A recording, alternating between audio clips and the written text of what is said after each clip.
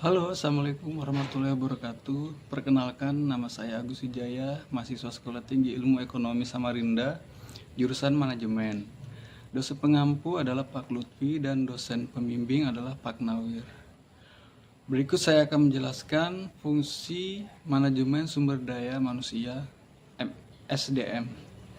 1. Perencanaan sumber daya manusia. Perencanaan sumber daya manusia melibatkan penentuan kebutuhan tenaga kerja organisasi di masa depan dan pengembangan strategi untuk memenuhinya.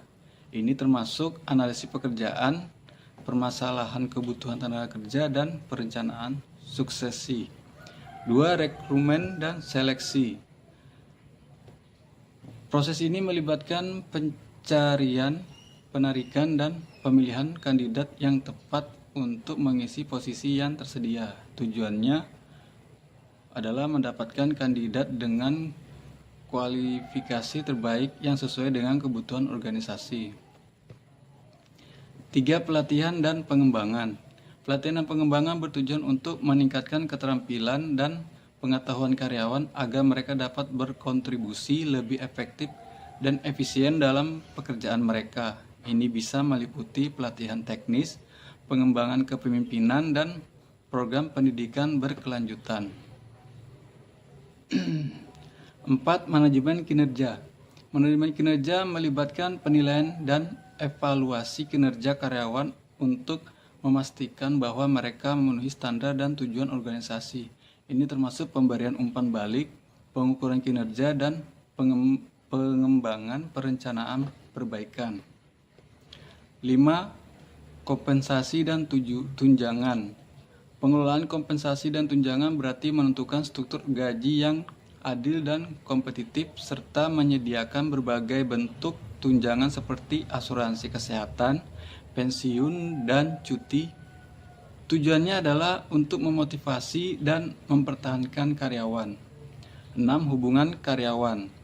Fungsi ini berfokus untuk pengelolaan hubungan antara karyawan dan manajemen untuk menciptakan lingkungan kerja yang harmonis. Ini mencakup penanganan keluhan, mediasi konflik, dan peningkatan komunikasi internal. 7. Kesehatan dan keselamatan kerja.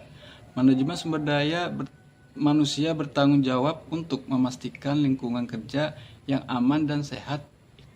Ini melibatkan identifikasi risiko, pengembangan kebijakan keselamatan, dan pelatihan karyawan tentang praktik kerja yang aman. 8. Manajemen talenta. Manajemen talenta melibatkan identifikasi, pengembangan, dan pemeliharaan karyawan berbakat untuk memenuhi kebutuhan strategis organisasi. Ini termasuk program pengembangan karir dan perencanaan pengganti. 9. Pengembangan organisasi.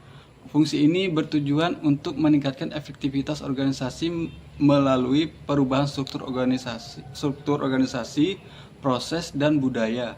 Ini bisa melibatkan strukturisasi organisasi, perubahan manajemen, dan inisiatif pengembangan budaya. 10. Kepatuhan hukum.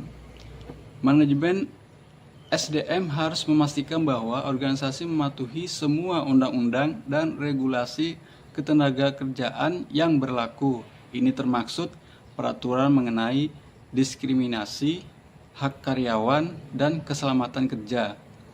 11. Manajemen dan karyawan. Manajemen data karyawan.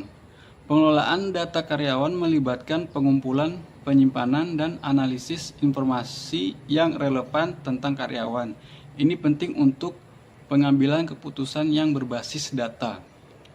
12. Teknologi dan inovasi dalam SDM.